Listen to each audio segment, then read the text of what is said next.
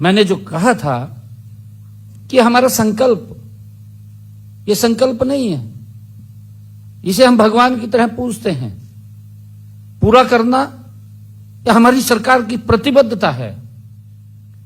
और उसको लेकर के मात्र एक साल के अंदर अपने संकल्प पत्र के हमने 60 संकल्पों को पूरा किया है। 120 संकल्पों पे गति से काम चल रहा है। मैं बताना चाहूंगा 18 अक्टूबर 2024 हमने जब 17 अक्टूबर 2024 को नए मंत्रिमंडल का गठन किया, गठन करने के साथ ही हमने एक बात कही थी कि हम ज्वाइन बाद में करेंगे, पहले हमारे युवा साथी ज्वाइन करेंगे। अपने संकल्प में कहा था 25,000 युवाओं को हरियाणा के इतिहास में पहली बार एक समय में ज्वाइनिंग लेटर दिया गया, उनको ज्वाइन कराया गया। ये हमारी सरकार की वो प्रतिबद्धता है।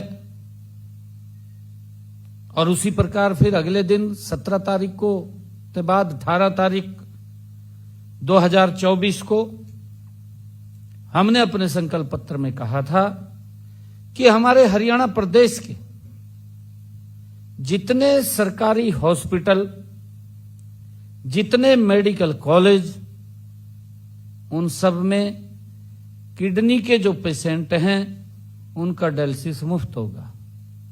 18 तारीख को पहली साइन जो फाइल पे हुए हैं, हरियाणा प्रदेश के जन को इसका बड़ा लाभ मिला है, हमने उसको पूरा किया है। हमने अपने संकल्प पत्र में कहा था कि सीटी की परीक्षा पारदर्शिता के आधार पर कराएंगे। पहली बार है हरियाणा प्रदेश के युवाओं को यह लगने लगा कि गजब का काम इस सरकार ने किया। पहली बार आप सबके माध्यम से भी उसकी रिपोर्ट आई है। हर बच्चे ने इस बात को सराहा है, हर बच्चे के मां बाप ने उसकी प्रशंसा की है। क्योंकि वो तो पहले ये सोचते थे कि भाई बच्चे को अपनी कार के अंदर ले जाएं टेस्ट दिलवाने के लिए, परंतु जब उनकी प्रतिक्रिया आई कि हमें मालूम नहीं था कि इतनी बड़ी व्यवस्था इसकी होगी, घर से बच्चे को लेकर के सेंटर और सेंटर से घर तक पहुंचाने की पहली बार सीटी की जो परीक्षा हुई है, 13 लाख अभ्यर्थियों को परीक्षा का जो सफल आयोजन हुआ है, ये हमने अपने संकल्प पत्र में कहा था, उसको पूरा किया है। इसी प्रकार हमने हरियाणा प्रदेश के किसानों से यह कहा था कि हम 24 फसलें एमएसपी पर खरीदेंगे। ये बड़े संकल्प थे और मुझे खुशी है कि हमने उस संकल्प को पूरा किया है। आज हरियाणा देश का पहला ऐसा राज्य बना है जहां पर किसान की 24 फसलें एमएसपी पर खरीदी जा रही है। मोदी जी की नीति, मोदी जी की नीयत, भारतीय जनता पार्टी का नेतृत्व, देश का नेतृत्व, नीति भी मजबूत है, नीयत में भी मजबूत है, कोई दिक्कत नहीं है। गरीब व्यक्ति को सशक्त किया जाए, वही कारण है कि 25 करोड़ लोगों को गरीबी रेखा से ऊपर उठाने का काम किया है। कांग्रेस के समय में तो अमीर व्यक्ति भी गरीबी रेखा के नीचे चला जाता था, नीति गलत थी, ऐसी स्थिति थी कांग्रेस की। परंतु कुछ लोग मजबूत हो जाते थे। देश जानता है, देश को मालूम है कैसे मजबूत हो जाते थे। आपके सामने यहां 1 एकड़ कोई 500 का खरीद लिया, 20 करोड़ का बेच दिया, हो जाते थे। किसान की दफा 4 लगाई दी, दफा 6 लगाई दी, जमीन के ऊपर किसान घूमता रहता था, किसान रोता रहता था, परंतु सुनता नहीं था कोई भी। फिर बड़े बड़े बिल्डर आते थे। ये इस प्रकार का सिस्टम था। परंतु मैं ये बताना चाहूंगा कि हमारी सरकार ने ट्रांसपेरेंसी तरीके से मोदी जी के नेतृत्व में काम कर रही है। उसके परिणाम लोग दे रहे हैं, जनता दे रही है। जनता नरेंद्र मोदी जी की नीतियों से, भारतीय जनता पार्टी की नीति से, भारतीय जनता पार्टी के नेतृत्व को प्यार करती है, नीतियों से भी प्यार करती है और नीति से भी प्यार करती है, नेतृत्व से भी प्यार करती है।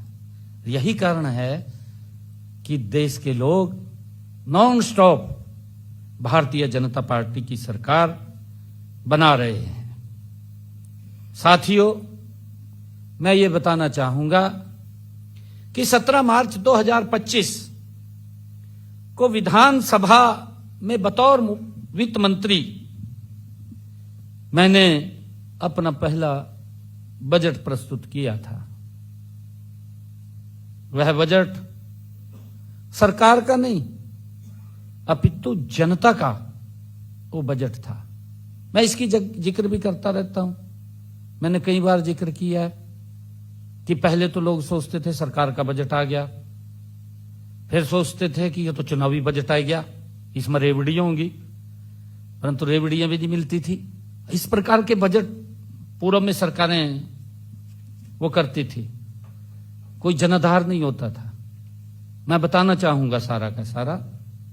परंतु हमने जो बजट, ये पहला बजट जो प्रस्तुत किया, जिसमें जनता के सुझावों से ही हमने उसको आकार दिया। जनता के सुझाव लिए, महत्वपूर्ण सुझाव आए, उन सुझावों के आधार पर बजट बना और उसमें हमने विभिन्न स्टेक होल्डर्स, उनसे सुझाव लिए। उनमें महिला वर्ग से हमने सुझाव लिया, हमने उद्योग जगत के लोगों से ही सुझाव लिए, हमने किसान वर्ग से सुझाव लिए, हमने युवा क्षेत्र के अंदर भी युवाओं से सुझाव लिए।